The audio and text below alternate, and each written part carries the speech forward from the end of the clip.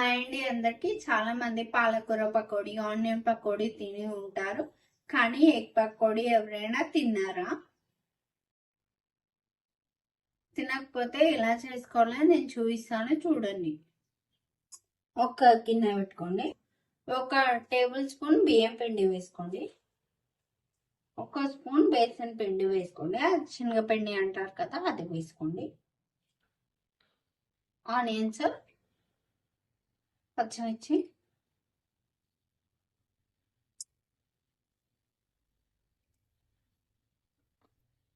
కొత్తిమీర,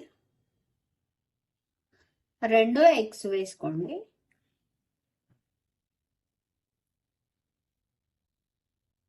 ఒకసారి కలుపుకోండి.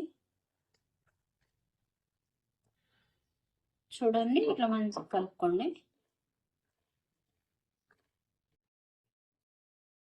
ఇప్పుడు దీన్ని పక్కన పెట్టండి. ఒక కడాయి పెట్టుకోండి. ఆయిల్ బాగా వేడైంది కదా, 1 గంట పిండి తీసుకొని ఆయిల్లో వేసుకోండి. ఇట్లా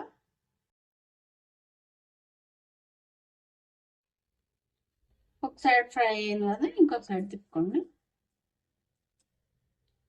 ఫ్రై అయినామని ఒక ప్లేట్లోకి తీసుకోండి. పిండి మొత్తం అట్లే వేసుకోండి. ఎగ్ పకోడీ రెడీ అయిందండి.